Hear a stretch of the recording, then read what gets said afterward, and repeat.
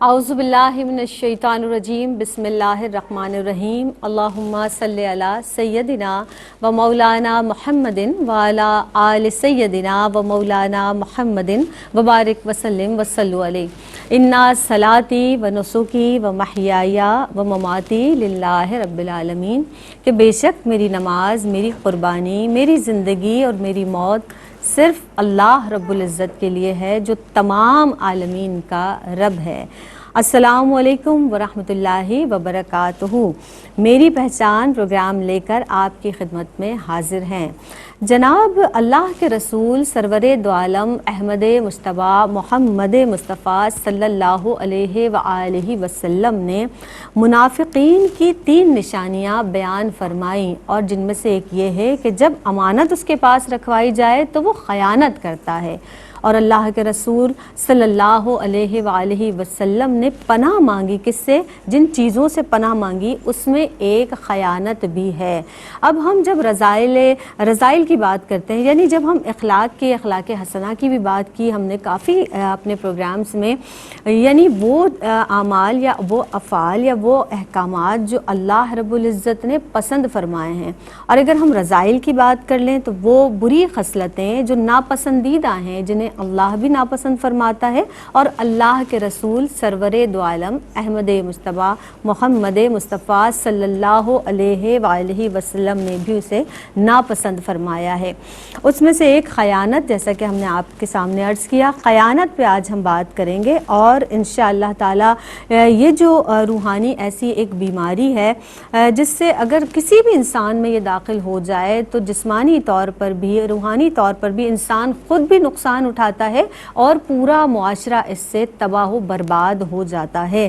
اس پر انشاءاللہ تعالی کلام کریں گے، معزز مہمان شخصیات بھی ہمارے ساتھ موجود ہیں جو اس پر کلام فرمائیں گی، ہماری اصلاح کریں گی، کہیں نہ کہیں انشاءاللہ تعالی ہم اس حوالے سے اس پروگرام کی نسبت سے اپنے اندر بہتری لانے کی کوشش کریں گے۔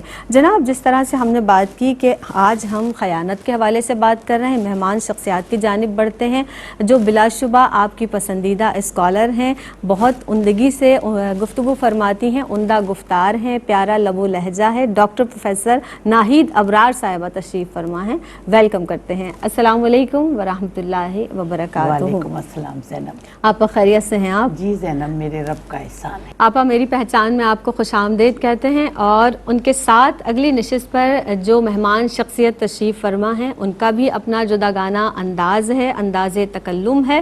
ARYQ-TV پر انہیں بھی کافی وقت ہو گیا ہے، بہت پیاری جگہ انہوں نے ARYQ-TV پر اپنی محنت سے بنائی۔ زرمینہ ناصر ہمارے ساتھ موجود ہیں، ویلکم کرتے ہیں۔ السلام علیکم ورحمۃ اللہ وبرکاتہ۔ وعلیکم السلام۔ آپ کو بھی خوش آمدید کہتے ہیں میری پہچان میں۔ آپ خیانت کے حوالے سے، جیسے کہ ہم رذائل کی بات کر رہے تھے، خیانت کیا ہے سب سے پہلے تو ہماری بہنوں کو یہ بتا دیجیے گا، اور قرآن مجید فرقان حمید میں کہاں کہاں اس حوالے سے اس تعلق سے ارشادات ملتے ہیں، فرمائیے گا۔ اعوذ باللہ من الشیطان الرجیم، بسم اللہ الرحمن الرحیم۔ خیانت سے مراد بددیانتی، بے ایمانی اور بدنیتی ہے۔ امانت کی پاسداری نہ کرنا خیانت کہلاتا ہے، اور امانت کی پاسداری نہ کرنے والوں کو خائن کہا جاتا ہے۔ رازوں کی پاسداری نہ کرنا، عہد و پیماں میں خیانت کرنا، ملک و ملت کی ذمہ داریوں میں خیانت کرنا، رشتوں کی پاسداری میں خیانت کرنا، والدین کی حقوق کی ادائیگی میں خیانت کرنا، اللہ اور اس کے رسول کے احکامات کی ادائیگی میں خیانت کرنا۔ دیکھیے، خیانت لوگ سمجھتے کہ شاید صرف مال میں خیانت کرنا ہے۔ خیانت کا مفہوم بہت وسیع ہے۔ قرآن پاک میں اللہ تعالیٰ ارشاد فرماتا ہے کہ ایمان والوں، اللہ اور اس کے رسول کے ساتھ خیانت نہ کرو، اور امانت داروں کو ان کی امانت واپس کرو۔ قرآن پاک میں اللہ تعالیٰ ارشاد فرماتا ہے کہ اللہ ان لوگوں کو ناپسند کرتا ہے جو خیانت کرنے والے ہوں اور گناہ گار ہوں۔ قرآن پاک میں اللہ تعالیٰ ارشاد فرماتا ہے کہ اللہ خیانت کرنے والوں کی آنکھوں اور سینوں میں چھپے ہوئے رازوں کو بہت خوبی سے جانتا ہے۔ قرآن پاک میں اللہ تعالیٰ ارشاد فرماتا ہے کہ اللہ خیانت کرنے والوں کی چال کو چلنے نہیں دیتا، اور امانت داروں کو حکم دیتا ہے کہ وہ لوگوں کی امانتوں کو واپس کریں۔ دیکھیے، اسی طرح حضرت عمر فاروق رضی اللہ تعالیٰ عنہ کا بیٹا جو تھا روزگار کے سلسلے میں عراق گیا، اور زینب جہاں وہاں سے وہ واپس آیا تو اونٹ جو تھے وہ مالوں سے بھرے ہوئے تھے۔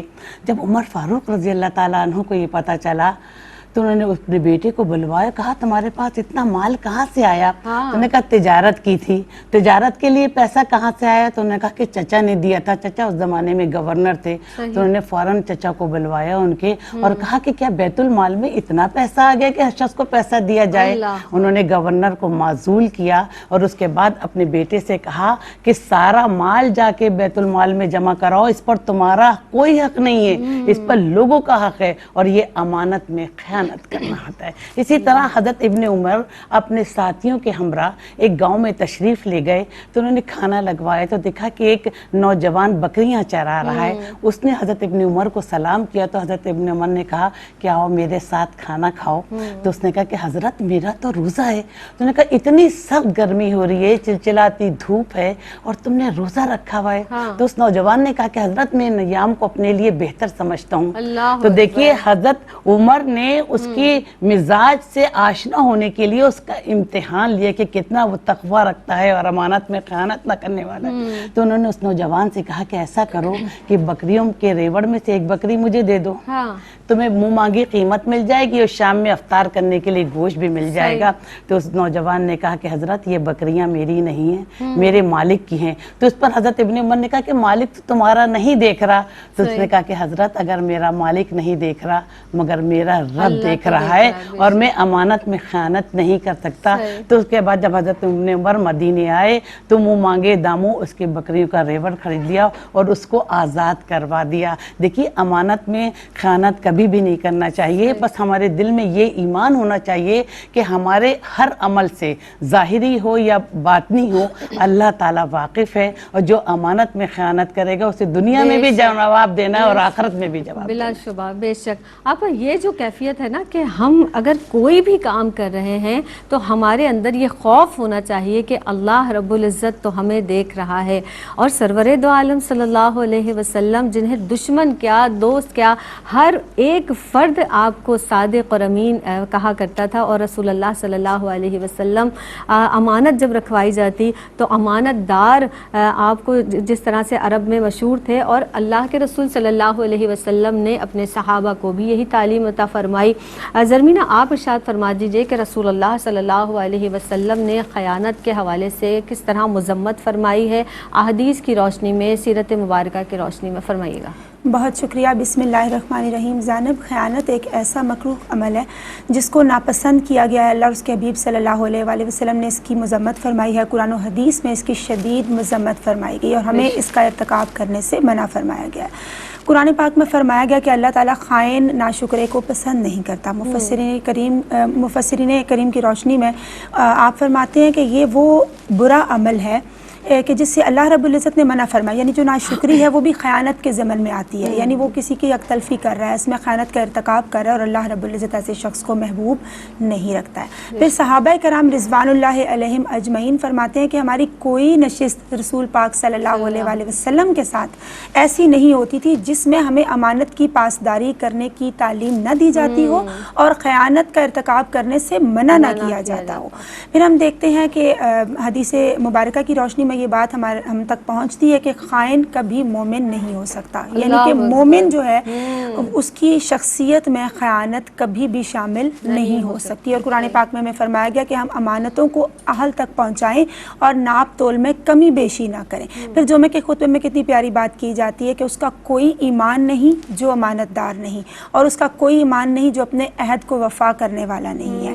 پھر آپ صلی اللہ علیہ وآلہ وسلم کی تمام سیرت, آپ صلی اللہ علیہ وسلم کی سیرت طیبہ سے میں بے شمار واقعات ملتے ہیں. آپ نے ہمیشہ صداقت و امانت کا درس دیا اور خود بھی پریکٹیکلی وہ ان چیزوں کو کر کے دکھایا, کیونکہ حجر اسود کی تنصیب کا جو معاملہ ہے وہ ایک ایسا واقعہ تھا کہ قبائل جنگ و جدل پر آمادہ تھے, کیونکہ آبویسلی جو حجر اسود کی تنصیب کا معاملہ اس کے بعد ایک تاریخ باقاعدہ رقم ہونی تھی کہ یہ ایک بہت پیارا کارنامہ آپ صلی اللہ علیہ وآلہ وسلم نے اس معاملے کو بخوبی انجام دیا, اور لوگوں نے کہا کہ وہ دیکھیے صادق و امین تشریف لا رہے ہیں. سبحان اللہ. اور اور آپ صلی اللہ علیہ وآلہ وسلم نے خطبہ حجۃ الوداع کے موقع پر جس طرح سے ہم جانتے ہیں جو ہمیں تعلیمات ارشاد فرمائی اور وہاں فرمایا کہ لوگوں جو تمہیں میں باتیں بتا رہا ہوں یہ امانت ہے، تو غائبین کو جو حاضرین ہیں ان کو مخاطب کیا اور فرمایا کہ غائبین تک ان معاملات کو ان باتوں کو تعلیمات کو پہنچا دو۔ پھر ہم دیکھتے ہیں کہ امانت اور خیانت ایک دوسرے کی ضد ہیں، بعض الفاظ یا معاملات ایسے ہیں جو ایک دوسرے کی ضد سے پہچانے جاتے ہیں۔ اٹس امپورٹنٹ کہ امانت پر ایمفسائز کیا جائے تاکہ ہمیں پتہ چلے کہ ہم نے خیانت کے ارتکاب سے بچنا ہے۔ تو امانت کو کتنا پسند کیا گیا ہے کہ آپ صلی اللہ علیہ وآلہ وسلم نے جب ہجرت کا موقع ہے، دشمنان اسلام کھڑے ہوئے ہیں، لیکن آپ صلی اللہ علیہ وآلہ وسلم صادق و امین ہیں، آپ کے پاس جو لوگوں کی امانتیں تھیں آپ نے مولا علی کرم اللہ وجہ الکریم کے سپرد فرمائی اور ان کو لوٹانے کا حکم، ان تک پہنچانے کا حکم دیا۔ اس سے ہمیں یہ بات سامنے آتی ہے کہ ہم نے امانت کے جذبے کو معاشرے کے اندر فروغ دینا ہے اور خیانت سے بچنے کی کوشش کرنی ہے، کیونکہ آپ صلی اللہ علیہ وآلہ وسلم ایک مرتبہ ایک جگہ سے گزر رہے ہیں، تشریف لے جا رہے ہیں، تو آپ نے ملاحظہ کیا کہ کھانے کے اندر ملاوٹ ہے، تو آپ صلی اللہ علیہ وآلہ وسلم نے اس سے منع فرمایا اور فرمایا جو خیانت کرتا ہے وہ ہم میں سے نہیں۔ امام بہقی نے اس روایت کو نقل کیا کہ آپ صلی اللہ علیہ وآلہ وسلم نے فرمایا کہ مومن کبھی بھی خیانت نہیں کر سکتا، خیانت کا مرتکب نہیں ہو سکتا۔ پھر آپ صلی اللہ علیہ وآلہ وسلم نے منافق کی 3 نشانیاں بتائیں کہ منافق کی ایک نشانی یہ ہے جب وہ بات کرتا ہے تو جھوٹ بولتا ہے، جب وعدہ کرتا ہے تو وعدہ خلافی کرتا ہے، اور جب اس کے پاس امانت رکھوائی جاتی ہے تو وہ اس میں خیانت کا مرتکب ہوتا ہے، لوگوں کو امانت وقت پہ ادا نہیں کرتا، ان کو بہانے سے منع کرنے کی کوشش کرتا ہے یا اس میں سے خرچ کر دیتا ہے۔ اب ایک کامن پرسیپشن یہ ہے کہ ہم پیسوں کی بات کرتے ہیں کہ کسی کے پاس رکھوائی جائے یا کوئی چیز رکھوائی جائے تو وہی امانت ہے اور اس میں ہمیں خیانت نہیں کرنی، لیکن اس کا مفہوم بہت وسیع ہے۔ ہمارا عہدہ، ہماری ذمہ داری، ایون ہماری اپنی ذات، ہم سے کسی کا کیا گیا مشورہ، ایون ہم سے کوئی بات یا اپنا راز شیئر کرتا ہے، وہ تمام باتیں امانت ہیں، ہمیں ان کی پاسداری کا خیال رکھنا ہے، خیانت کا ارتکاب کرنے سے باز رہنا ہے۔ کیونکہ ایک عربی رسول اکرم صلی اللہ علیہ وآلہ وسلم کی خدمت اقدس میں حاضر ہو کر سوال کرتا ہے کہ یا رسول اللہ صلی اللہ علیہ وآلہ وسلم قیامت کب آئے گی؟ تو آپ صلی اللہ علیہ وآلہ وسلم نے ارشاد فرمایا کہ جب نااہل کو کوئی عہدہ سپرد کیا جائے گا، جس کا وہ شخص اہل ہی نہیں ہے، وہ اس کے ساتھ انصاف نہیں کر سکتا، وہ امانت کو مد نظر نہیں رکھ سکتا، وہ لوگوں کی ایک تلفی کرتا ہے، تو وہ اس کا اہل کیسے ہو سکتا ہے؟ تو آپ صلی اللہ علیہ وآلہ وسلم نے فرمایا جب ایسے اعمال ہونے لگے تو پھر قیامت کا انتظار کرو۔ تو ہمیں چاہیے معاشرے میں خیانت سے بچیں، اور جو امین ہے آپ صلی اللہ علیہ وآلہ وسلم ان کے ساتھ اپنے تعلق اور ربط کو مضبوط کریں تاکہ اللہ کی رحمتوں کے حقدار ٹھہر سکیں۔ سبحان اللہ۔ یعنی جتنے بھی ہم اخلاقیات کی بات کریں یا پھر ہم رذائل کی بات کرتے ہیں جن سے اللہ کے رسول صلی اللہ علیہ وآلہ وسلم نے منع فرمایا ہے، اب یہ تمام ایسی برائیاں ہیں کہ جو ہمیں اللہ کی رحمت سے دور کرتی ہیں، اللہ کی محبت سے محروم کر دیتی ہیں۔ تو جو شخص اللہ کی محبت چاہتا ہے، اللہ کی رحمت کا طالب ہے، تو اسے چاہیے کہ ان تمام بری عادتوں سے دور رہیں۔ مزید سوالات بھی موجود ہیں انشاءاللہ تعالیٰ آپ کے سامنے پیش کریں گے، ہماری مہمان شخصیات بھی تشریف فرما ہے۔ ایک وقفہ ہمارے اور آپ کے درمیان حائل ہے، حاضر ہوتے ہیں اس مختصر سے وقفے کے بعد۔ السلام علیکم ورحمۃ اللہ وبرکاتہ۔ آپ تمام کو ایک مرتبہ پھر خوش آمدید کہتے ہیں۔ جناب آج ہم بات کر رہے ہیں خیانت کے حوالے سے کہ خیانت کس قدر ناپسندیدہ عمل ہے اور اللہ رب العزت نے اسے ناپسند فرمایا ہے، رسول اللہ صلی اللہ علیہ وآلہ وسلم نے بھی اس سے منع فرمایا ہے۔ ہمارے ساتھ معزز مہمان شخصیات تشریف فرما ہیں، ڈاکٹر پروفیسر ناہید ابرار صاحبہ اور ان کے ساتھ تشریف فرما ہے زرمینہ ناصر صاحبہ۔ گفتگو کا مزید آغاز کرتے ہیں۔ آپ یہ بتا دیجئے کہ جس طرح سے اللہ کے رسول صلی اللہ علیہ وسلم ہم نے بار بار یہ بات کہی جا رہی ہے کہ یہ ایک ناپسندیدہ عمل ہے، اللہ رب العزت ارشاد فرماتا ہے کہ اے ایمان والوں، اللہ اور اس کے رسول صلی اللہ علیہ وسلم کے ساتھ خیانت نہ کرو۔ میں چاہوں گی آپا کہ آپ اس کی وضاحت کر دیجئے کہ اللہ کے ساتھ خیانت اور رسول اللہ صلی اللہ علیہ وسلم کے ساتھ خیانت سے کیا مراد ہے؟ دیکھیے زینب، جو شخص اللہ اور اس کے رسول کے احکامات پر عمل کرتا ہے، اور اللہ اور اس کے رسول کے احکامات پر عمل کرنا ایمان کا تقاضا اور بندگی کی علامت ہے، بندگی کی معراج ہے۔ قرآن پاک میں اللہ تعالیٰ ارشاد فرماتا ہے کہ جو لوگ اپنی امانتوں اور اپنے عہد کی حفاظت کرتے ہیں انہیں جنت میں باعزت جگہ دی جائے گی۔ اللہ کے احکامات اور اس کے رسول کے احکامات پر، اس کے رسول کی تعلیمات پر عمل نہ کرنا، احکامات کی بجاوری کو صحیح طریقے سے ادا نہ کرنا، فرائض میں کوتاہی کرنا، اللہ اور اس کے رسول کے ساتھ خیانت کرنا کہلاتی ہے۔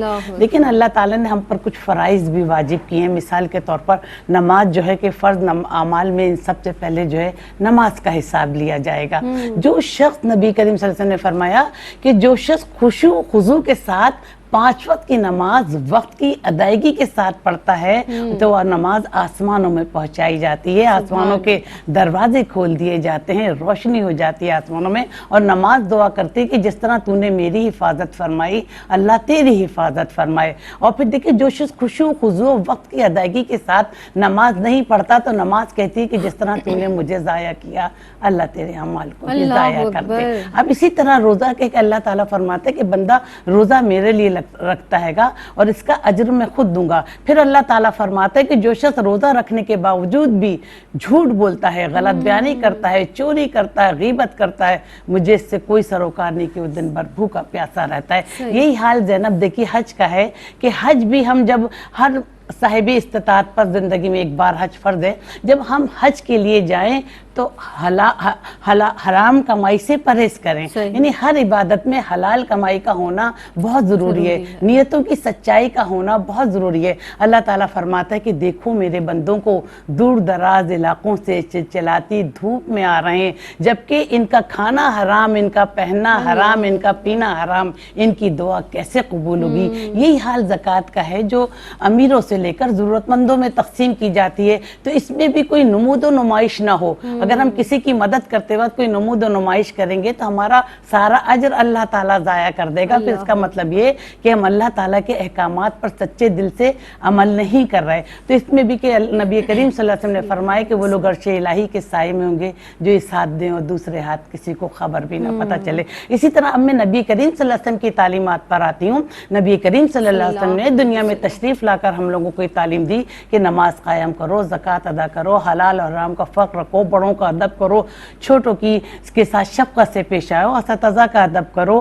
تو اگر جو ہم ان تعلیمات پر عمل نہیں کریں گے تو اس کا مطلب ہے کہ ہم اللہ اور اس کے رسول کے ساتھ خیانت کر رہے ہیں۔ ایک چھوٹی سی مثال کہ نبی کریم صلی اللہ علیہ وسلم ایک دفعہ مجمع میں تشریف فرما تھے، وہاں ایک یہودی بھی بیٹھا تھا، تو نبی کریم صلی اللہ علیہ وسلم نے فرمایا کہ پانی دیکھ کر پینا چاہیے۔ گفتگو ختم ہوئی، یہودی بھی اپنے گھر چلا گیا۔ رات میں اس نے اپنی بیوی سے پانی مانگا، اس نے چراغ روشن کیا اور پیالے میں پانی لے کر آئی۔ جیسے ہی پانی لے کر آئی تو اس میں کھن کھجورا پھر رہا تھا، تو اس نے پانی پھینکا اور کہا دیکھو نبی کریم صلی اللہ علیہ وآلہ وسلم کی ایک سنت پر عمل کرنے سے میری جان بچ گئی۔ صبح اٹھتا ہے اور دربار رسالت میں حاضر ہوتا ہے کہ یا رسول اللہ آپ کی ایک سنت پر عمل کرنے سے میری زندگی بچ گئی، وہ دن کتنا پیارا ہوگا، یہ کہہ کر کلمہ شہادت پڑھا اور ایمان کی دولت سے مالا مال ہوا۔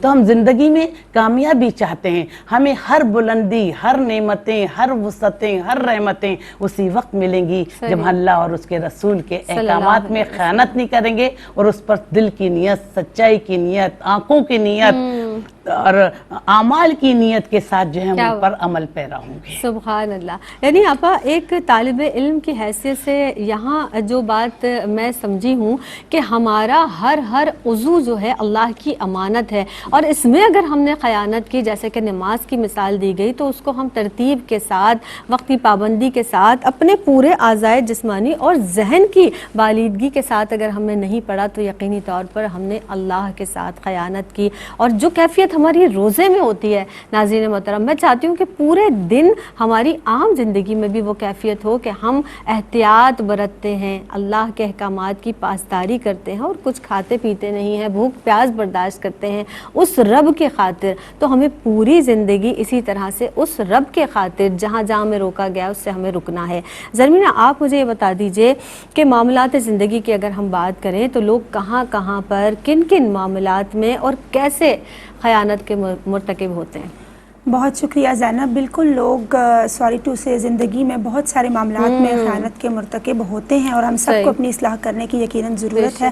اور AR/Q TV کا خاصہ ہے کہ ایسے خوبصورت پروگرام ترتیب دیے جاتے ہیں جس سے ہمیں جانکاری فراہم کی جاتی ہے. ہم جانتے ہیں اور یقیناً ذکر سے پھر اتباع کا جذبہ پیدا ہوتا ہے اور انسان اپنی اصلاح کا کام کرنے کے قابل ہو جاتا ہے. تو لوگ کہاں کہاں مرتکب ہوتے ہیں؟ جیسے آپ نے بڑی خوبصورتی سے ذکر کیا قرآن پاک کی آیات مبارکہ کا کہ اللہ رسول صلی اللہ علیہ وآلہ وسلم سے خیانت نہ کرنے کا حکم دیا گیا ہے. تو اس میں لوگ جو اللہ اور رسول صلی اللہ علیہ وآلہ وسلم کے احکامات کو پورا کرنے میں کوتاہی برتتے ہیں تو وہ خیانت کے مرتکب ہوتے ہیں، وہ حق تلفی کرتے ہیں.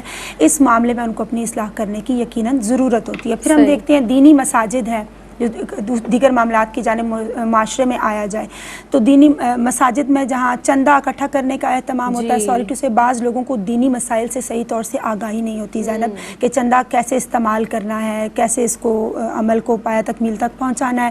وہاں لوگ خیانت کے مرتکب ہو رہے ہوتے ہیں. پھر ایک شخص جس کی ڈیوٹی ہوتی ہے، کوئی علماء کرام ہے، تو ہم سب کا فرض ہے کہ ہم ان کو عزت سے پکاریں، عزت سے ان کا انتظار کریں. ان کو بھی کوئی مسائل ہو سکتے ہیں جس کی وجہ سے پریشانی کی وجہ سے وہ لیٹ ہو جاتے ہیں اور موقع پر اگر تھوڑا سا ان کو لیٹ ہو گیا، وہ نہیں پہنچ پائے تو ہمیں چاہیے کہ ادب سے ان سے بات کی جائے. لیکن لوگ سوری ٹو سے مڑ کے دیکھ رہے ہوتے ہیں کہ آپ کیوں نہیں، چاہے وہ خود زندگی میں کتنے ہی لیٹ کیوں نہ ہو. تو بات کہنے کا مقصد یہ ہے کہ ان کا احترام کیا جائے، ان کے حقوق میں کوتاہی نہ کی جائے، ورنہ انسان خیانت کا مرتکب ہوتا ہے.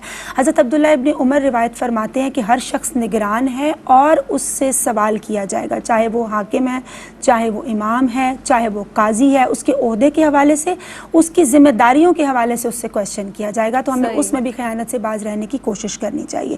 پھر ہم دیکھتے ہیں کہ ہمارا وجود اللہ رب العزت کی کتنی بڑی امانت ہے. ہمارا ایک ایک عضو، ہمارے باڈی پارٹس کہ ہم نے اپنے ہاتھوں کو استعمال نہیں کرنا کوئی غلط ایگریمنٹ سائن کرتے ہوئے جس میں کسی کی حق تلفی ہو رہی ہو. ہم نے اپنی زبان کا درست استعمال کرنا ہے. ہمیں اپنی آنکھوں کی خیانت سے بچنے کا، ارتکاب اس کا بھی کرنے سے خود کو باز رکھنا ہے. ہمارے قدم اس جانب نہیں اٹھنے چاہیے کہ جو راہ اللہ اور اس کے رسول صلی اللہ علیہ وآلہ وسلم کی تعلیمات کے منافی ہو. پھر ہم دیکھتے ہیں مساجد میں، لیکن اس سے پہلے میں یہاں ضرور ذکر کرنا چاہوں گی کہ لوگ ایکسپائری ڈیٹ تک زینب پروڈکٹ سے مٹا دیتے ہیں. یہ کتنی بڑی حق تلفی ہے. کاروبار میں، لین دین میں ملاوٹ کا سامان کرتے ہیں. اور پھر مساجد میں جو نلکے ہیں لوگ وہ اتار کر لے جاتے ہیں. مسجدوں کے باہر سے جوتیاں لوگوں کی غائب ہو جاتی ہیں، یا گلاسوں کو زنجیر کے ساتھ پانی کے فلٹر پلانٹ پہ باندھا جاتا ہے. یہاں لوگ خیانت کے مرتکب ہوتے ہیں. تبھی تو بلب کو اور جو چیزیں لگائی جا رہی ہوتی ہیں، لیمپس وغیرہ، ان کو خوب کور کیا جاتا ہے تاکہ وہاں لوگ خیانت کے مرتکب نہ ہو سکے. تو یہاں ہمیں بچنے کی ضرورت ہے. پھر ہم دیکھتے ہیں کہ ایک راز جو کوئی انسان پتہ نہیں کس پریشانی میں، کس ٹینشن میں وہ کسی کے ساتھ شیئر کرتا ہے اور اس کو بڑھا چڑھا کر کسی دوسرے کے سامنے کوئی جب بیان کرتا ہے، یہ عمل بھی ایسا ہے جس میں انسان خیانت کا مرتکب ہوتا ہے. اپنے تھوڑے سے فائدے کے لیے وہ گھاٹے کا سودا کرتا ہے کہ وہ کسی کے سامنے اس کا راز شیئر کرتا ہے، پھر اس کی عزت پہ حرف آتا ہے. تو مسلمان تو وہ ہے، حدیث مبارکہ کی، دین اسلام کی کتنی پیاری تعلیمات ہے کہ جس کے زبان اور جس کے ہاتھ سے دوسرے مسلمان محفوظ رہیں. اور یہ بھی تعلیمات ہم تک پہنچتی ہیں کہ اگر تم نے کسی مسلمان کو، اس شخص کو اس جگہ ذلیل کیا جہاں اس کی عزت کی جاتی ہے، تو اللہ رب العزت تمہیں وہاں ذلیل کرے گا جہاں تمہیں رب کی رحمت کی ضرورت ہوگی. تو ہمیں اپنا محاسبہ کرنے کی ہر فیلڈ میں ضرورت ہے کہ ہم اپنا چیک اینڈ بیلنس کریں. ہماری جانب سے، ہماری زبان سے، ہاتھ سے، ہمارے کسی جیسچر سے کسی کی حق تلفی کبھی نہیں ہونی چاہیے.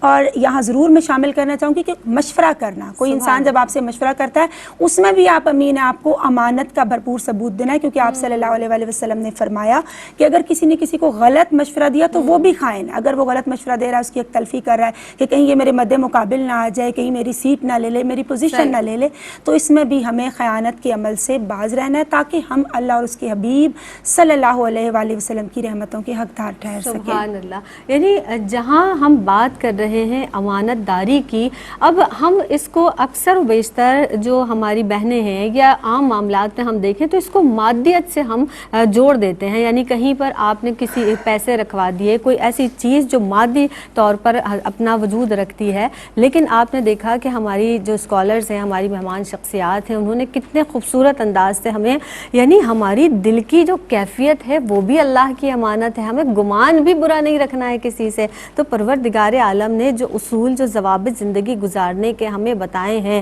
اگر ہم اس دنیا میں رہتے ہوئے پورے ان اصولوں پر، جو کہ بہت مشکل کام نہیں ہے، اس پر عمل پیرا ہو جائیں تو پوری جو دنیا ہے، پورا معاشرہ ہے، ہے जन्नत नज़ीर हो जाए। और ये इतना मुश्किल नहीं, बस अपने दिल को, अपने नफ्स को कंट्रोल में रखना है और इसी तरह से आसानी के साथ ज़िंदगी गुजारनी है अल्लाह और उसके रसूल सल्लल्लाहु अलैहि वसल्लम के अहकामात के मुताबिक। इस वक्त मुझे जनाब वक्फे पर जाना है, इंशाअल्लाह ताला जब हम लौट कर आएंगे तो मज़ीद इस उन्वान के हवाले से कलाम करेंगे। आप रहिएगा हमारे साथ, हम रहेंगे आपके साथ। मिलते हैं इस मुख्तसर से वक्फे के बाद। अस्सलामु अलैकुम वरहमतुल्लाहि वबरकातुहू। वक्फे के बाद एक मरतबा फिर आप सबका खैर मक़दम है जनाब। आज हम ख़यानत के हवाले से बात कर रहे हैं और हमें ये सोचना है कि हमें किस कदर अमानतदार होना है और अल्लाह के रसूल सरवरे दो आलम सल्लल्लाहु अलैहि वसल्लम के जिन्हें दोस्त दुश्मन सब सादिक़ और अमीन फरमाते थे, इस पर भी कलाम किया जाएगा। हमारे साथ मौजूद मेहमान शख्सियात मौजूद हैं। डॉक्टर नाहिद अबरार साहिबा, ज़रमीना नासिर साहिबा तशरीफ़ फरमाएँ। आप ये सवाल आपकी खिदमत में लेकर पेश कर रही हूँ कि जिस तरह सीरत का अगर हम मुताला करें, हम तवातुर के साथ अव्वल वक्त से ही ये बात कर रहे हैं और हम नादिम हैं आप अपने अमाल पर। अल्लाह रब्बुल इज़्ज़त की बारगाह में माफ़ी के भी तलबगार हैं और बखुदा नादिम हैं जब हम ये तमाम बातें पढ़ते हैं और करते हैं। अल्लाह ताला हमें अमल की तौफ़ीक़ अता फ़रमाए। अल्लाह के रसूल सल्लल्लाहु अलैहि वसल्लम की सीरत का जब हम मुताला करते हैं आप, तो हम बार बार जिस तरह से आपके दोस्त हों दुश्मन, उस वक्त वो भी आपको सादिक़ और अमीन कहा करते थे। अब ऐसे नबी सरवरे दो आलम सल्लल्लाहु अलैहि वसल्लम के हम उम्मती हैं, शुक्र तो बजा लाते हैं, अमल भी करना ज़रूरी है। आपा क्या फरमाएंगी कि जिनका लक़ब ही सादिक़ और अमीन है, हमारा क्या फ़र्ज़ बनता है? आपका सवाल ये। देखिए, नबी करीम सल्लल्लाहु अलैहि वसल्लम ने दुनिया में तशरीफ़ लाकर सिद्क़ के फूल महकाए, खैर और शर, नेकी बदी, अच्छाई बुराई, सच और झूठ का फ़र्क सिखाया। आप सल्लल्लाहु अलैहि वसल्लम ने अपनी ज़िंदगी में कभी झूठ नहीं बोला। आपके कौल और फ़ेल में कोई तज़ाद नहीं था, आप जो कहते थे वही करते थे। नबी करीम सल्लल्लाहु अलैहि वसल्लम ने फरमाया कि जो शख्स ये चाहता है कि अल्लाह और उसका रसूल उससे मोहब्बत करे, उसे चाहिए कि वह हमेशा सच बोले। आक़ा दो जहां सल्लल्लाहु अलैहि वसल्लम से पूछा कि या रसूल अल्लाह, जन्नत में जाने वाले या अहले ईमान की क्या सिफत है? तो नबी करीम सल्लल्लाहु अलैहि वसल्लम ने फरमाया कि वो हमेशा सच बोलते हैं। आक़ा दो जहां सल्लल्लाहु अलैहि वसल्लम को कुफ़ार भी सादिक़ और अमीन कहकर पुकारते थे। एक दफ़ा पहाड़ी पे तशरीफ़ ले गए और मुशरिकीन मक्का को जमा किया और लोगों से पूछा कि अगर मैं पूछूं कि पहाड़ के पीछे तुम्हारा दुश्मन मौजूद है तो क्या तुम यकीन कर लोगे? तो मजमे में से आवाज़ आई, हाँ, हमें तुझ पर एतबार है, हमें तुझ पर यकीन है, हमें तुझ पर एतमाद है, क्योंकि तू सादिक भी है और अमीन भी। देखिए, इसी तरह अखनस अबू जहल के पास बैठा था कि नहीं अबू जहल, मेरी और तुम्हारी गुफ्तगू करने वाला दूसरा तीसरा कोई शख्स सुनने वाला नहीं है, मैं और तुम अकेले हैं, ये बताओ कि मोहम्मद सल्लल्लाहु अलैहि वसल्लम कैसे हैं? तब अबू जहल ने कहा कि कसम है अल्लाह की, मोहम्मद सल्लल्लाहु अलैहि वसल्लम ने कभी ज़िंदगी में झूठ नहीं बोला, वो सादिक और अमीन हैं और हमेशा सच बोलते हैं। देखिए, एक मरतबा नबी करीम सल्लल्लाहु अलैहि वसल्लम सैर करते करते एक वादी में निकल गए। वहाँ पर एक वफ़द ठहरा हुआ था, तो उनके सुर्ख रंग के ऊँट चल रहे थे। तो नबी करीम सल्लल्लाहु अलैहि वसल्लम ने कहा कि ऊँट बेचते हो? तो उन्होंने कहा बेचते हैं। नबी करीम सल्लल्लाहु अलैहि वसल्लम को एक सुर्ख रंग का ऊँट पसंद आया। फिर उसके बाद नबी करीम सल्लल्लाहु अलैहि वसल्लम ने कहा, देखो ना मैं कोई ताजिर हूँ, ना मैं कोई मालदार हूँ, सैर करते करते यहाँ तक आ गया, मैं इसकी कीमत शहर जाकर भिजवा दूंगा। वो लोग सकते के आलम में दिल पर हाथ रखे थे। जैसे ही सकते से बाहर आए तो आपस में कहने लगे कि एक शख्स हमारा ऊँट लेकर चला गया, हमने उसका नाम तक नहीं पूछा। अगर कोई कभी किसी से उधार कोई चीज़ लेता है तो कोई चीज़ गिरवी रखी जाती है, उसका कोई जामिन होता है। तो दूसरा बोला कि मैं तो उसके जुल्फों के असीर हो गया था। तीसरा बोला कि जब वो बात कर रहा था तो उसके मुंह से फूल झड़ रहे थे। इतनी देर में काफिले का सरदार आ गया। कहने का, तुमसे एक शख्स तुम्हारा ऊँट हथिया के ले गया और तुम लोग उसके हुस्न में गिरफ्तार हो गए। जब उसने ये कहा कि एक शख्स तुम्हारा ऊँट हथिया के ले गया, तो काफिले की सरदार की बीवी जो खेमे के अंदर बैठी थी, पर्दा खिसकाया और कहा कि अगर ये शख्स इसकी कीमत लाके ना दे तो इसकी जामिन मैं हूँ, इसकी जामिना मैं हूँ, इसकी कीमत मैं अदा करूँगी। तो लोगों ने पूछा कि तुमने उसे कहाँ से देख लिया? कि नहीं, जब वो गुफ्तगू कर रहा था तो मैंने पर्दे की ओट खिसका कर देखा था। जब वो गुफ्तगू कर रहा था तो उसके मुंह से फूल झड़ रहे थे। और जिस शख्स के चेहरे पर नूर, इतना नूर हो, तो आप ये बताइए कि वो कैसे झूठ बोल सकता है? इतनी देर में हुजूर के गुलाम आ गए, کھجور کا طباق تھا اور اونٹ کی قیمت تھی، تو وہ قافلے کے لوگوں کو ڈھونڈنے لگے، تو قافلے کے لوگوں سے کہا کہ حضور اکرم صلی اللہ علیہ وسلم نے ہدیہ بھجوایا ہے اور یہ اونٹ کی قیمت بھجوائیے۔ تو قافلے کے لوگوں نے کہا قیمت تو ہم بعد میں لیں گے، ہم تو خود بک چکے ہیں، یہ بتاؤ کہ وہ سونا رہتا کہاں ہے؟ تو ان کے غلاموں نے بتایا حضور کہ وہ کھجورے کے جھنڈ میں یثرب میں پورے کا پورا قافلہ گیا اور حضور اکرم صلی اللہ علیہ وسلم کے قدموں میں بیٹھ گیا اور ایمان کی دولت سے مالا مال ہوا۔ دیکھیے سچ کو کسی سہارے کی ضرورت نہیں ہوتی اور جھوٹ کے ہاتھ پاؤں نہیں ہوتے۔ اگر ہم نبی کریم صلی اللہ علیہ وسلم سے عشق رکھتے ہیں، اگر ہم نبی کریم صلی اللہ علیہ وسلم کی امتی ہیں، تو ہمیں ہمیشہ سچ کا دامن تھامے رہنا چاہیے، اس لیے کہ جو شخص سچ بولتا ہے نا اس کو لوگ عزت کے نگاہ سے دیکھتے ہیں، اس لیے کہ جھوٹ کی کوئی منزل نہیں ہوتی اور ایک جھوٹ کے پیچھے 100 جھوٹ بولنے پڑتے ہیں۔ تو للہ اگر ہم اپنی زندگیوں کو سنوارنا چاہتے ہیں، ہم چاہتے ہیں کہ ہمارے بچے اچھی تربیت حاصل کریں، ہم اپنے ماں باپ کا ادب کریں، تو ہمیں ہر رشتے میں سچ کو اپنانا چاہیے، اس لیے کہ سچ سچ ہوتا ہے۔ سبحان اللہ۔ اور سیرت کے یہ موتی ہم اپنے بچپن سے، ہم کیا جب سے یہ دنیا بنی ہے اور رسول اللہ صلی اللہ علیہ وآلہ وسلم اللہ کے آخری اور نبی ہے، رسول ہیں صلی اللہ علیہ وسلم، آپ سرور دو عالم صلی اللہ علیہ وسلم کی تعلیمات ہم تک پہنچی ہیں، یہ تمام چیزیں، یہ تمام سیرت کے واقعات ہم پڑھ رہے ہیں اور ہم سے پہلے تمام ہی لوگوں نے پڑھے۔ ہمارا فرض یہ بنتا ہے کہ اپنے بچوں کو خاص طور پر یہ واقعات صرف سنائیں ہی نہیں بلکہ عمل کر کے دکھائیں، تاکہ کہیں نہ کہیں جو دنیا میں یا پوری سوسائٹی میں یہ جو ہمارے معاشرے میں بگاڑ کی صورتحال پیدا ہو گئی ہے، یہ سدھرنے کی طرف راغب ہو اور ہر شخص اپنے طور پر یہ کوشش کرے۔ اور خاص طور پر اگر یہ بات ہم امانت داری کے حوالے سے آج بات کر رہے ہیں کہ خیانت سے بچنا ہے، امانت داری اختیار کرنی ہے، اگر یہ ایک وصف ہی ہم نے اپنے آپ میں یا اپنے بچوں میں منتقل کر دیا جو کہ ہمارا فرض بنتا ہے بحیثیت نبی کریم صلی اللہ علیہ وسلم کے امتی، تو یقینی طور پر کہیں نہ کہیں ہماری نجات کا ذریعہ بن سکتا ہے۔ آپ کی جانب آؤں گی زرمینہ، امانت دار جو ہے، اب امانت داروں کے حوالے سے جس طرح ہم بات کر رہے ہیں ان کے لیے آخرت میں کیا کیا انعامات ہیں، تاکہ انعامات کی بات کی جائے، لوگ ہمارے بچے بچیاں بہنیں مائیں بیٹیاں یہ جو پروگرام دیکھ رہے ہیں، تو انعامات کے حوالے سے آپ ارشاد فرمائیے گا، اور روز قیامت پھر خائن کی کیا سزائیں ہیں یہ بھی ارشاد فرمائیے گا۔ بہت شکریہ زینب، بہت اچھا سوال کیا آپ نے۔ جو شخص اللہ اور یوم آخرت پر یقین رکھتا ہے، یقیناً وہ کبھی بھی خیانت کا مرتکب نہیں ہوتا، کیونکہ بڑی خوبصورت جو تعلیمات اسلام کی ہم تک پہنچتی ہیں کہ جو خیانت کا ارتکاب کرنے والا شخص ہے اس کو اللہ رب العزت کبھی بھی نظر رحمت سے نہیں دیکھتا، وہ اللہ کا پسندیدہ نہیں ہوتا، اللہ کا محبوب نہیں ہوتا۔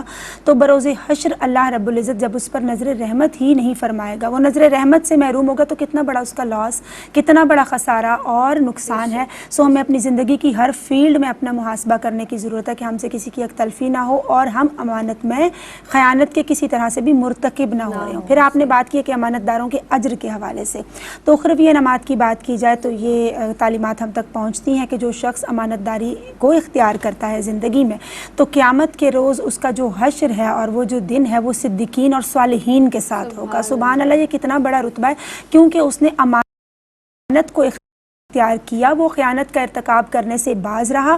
امانت ہم دیکھتے ہیں عزتوں کا تاج ہے اور خیانت کو دیکھتے ہیں یہ ذلتوں کا توق ہے۔ اللہ رب العزت ہم سب کی اصلاح فرمائے اور ہم سب پہ کرم فرمائے کہ ہم جان سکیں کہ اگر کوئی ٹائم ہمیں دیا گیا ہے، ہمیں کوئی منصب دیا گیا، تو اللہ رب العزت ہماری سوچ سے، ہماری فکر سے، ہمارے اعمال سے واقف ہے۔ اللہ رب العزت ہم پہ کرم فرمائے کہ ہم اس کو انڈرسٹینڈ کر سکیں، اور کیونکہ جو خیانت ہے وہ انسان کے تمام نیک اعمال کو کھا جاتی ہے۔ پھر زینب دیکھیں، یہ ایک ٹرسٹ کا معاملہ ہے۔ فی زمانہ کیا ہوتا ہے، لوگوں کے پاس اب چیزیں نہیں ایز سچ رکھواتے، کیونکہ امانت کا تصوری کانسیپٹ ہی معاشرے سے ختم ہوتا جا رہا ہے، وہ ٹرسٹ اعتماد کھوکھلا ہو گیا ہے، بھروسہ ختم ہوتا جا رہا ہے، جس کی وجہ سے لوگ خیانت کا مرتکب ہوتے ہوئے سوسائٹی کے اندر ہمیں نظر آتے ہیں۔ پھر دیکھیں جب ٹرسٹ ہی نہیں ہوگا، میاں بیوی کے رشتے کی کیا ویلیو رہ جائے گی، دوستوں کے رشتوں کی کیا ویلیو رہ جائے گی، رشتہ داروں کے ساتھ ہمارے معاملات احسن طور سے کس طرح سے چلیں گے۔ سو ہمیں چاہیے ہم ہر لحاظ سے امانت کا اہتمام کریں اور خیانت خیانت سے بچیں، کیونکہ ایک شخص اللہ کے ولی کے پاس حاضر ہوتا ہے اور وہ کہتا ہے کہ مجھے اس میں اعظم عطا کر دیجئے حضور، تو وہ خاموش رہتے ہیں، لیکن وہ شخص جب بضد رہتا ہے تو وہ اس کو ایک ہدیہ عنایت کرتے ہیں کہ یہ جا کے پیک ہوا ہوا ایک تحفہ ہوتا ہے کہ میرے دوست کو دے آؤ۔ جب وہ جاتا ہے تو راستے میں زینب اس کو ذہن میں خیال آتا ہے کہ میں دیکھتا ہوں کہ میرے شیخ نے، میرے مرشد نے کیا تحفہ بھجوایا اپنے دوست کے لیے۔ جب وہ اس کو کھول کے دیکھتا ہے تو اس کے اندر چوہا موجود ہوتا ہے، تو وہ جا کے کہتا ہے کہ حضرت آپ نے یہ مجھ سے کس طرح کا مذاق کیا؟ تو وہ فرماتے ہیں کہ تم ایک معمولی سی چیز کی حفاظت نہیں کر سکے، تم نے تحفہ کھول کے دیکھ لیا کہ اس کے اندر بھلا کیا ہے جو یہ اپنے دوست کو بھجوا رہے ہیں، تو تم اتنی قیمتی چیز اسم اعظم کی حفاظت کیسے کرو گے، اس امانت میں خیانت کیسے نہیں کرو گے؟ پھر ہم دیکھتے ہیں حضرت لقمان علیہ السلام کہ ان سے کسی نے پوچھا، مشکات شریف میں ہے کہ آپ علم و فضل کے اتنے بلند مرتبے اور مقام پر کیسے فائز ہوئے؟ تو آپ فرماتے ہیں، آپ نے دیگر اوصاف کا بھی تذکرہ فرمایا جس میں لا یعنی گفتگو سے پرہیز کرنا، سچائی کا اہتمام کرنا، اور ساتھ ہی آپ نے فرمایا میں نے امانتوں کی ادائیگی کا اہتمام کیا۔ تو اللہ رب العزت ہمیں علم و حکمت فضل بھی عطا فرماتا ہے جب ہم امانت کی پاسداری کا خیال رکھتے ہیں اور خیانت کا ارتکاب کرنے سے بچتے ہیں۔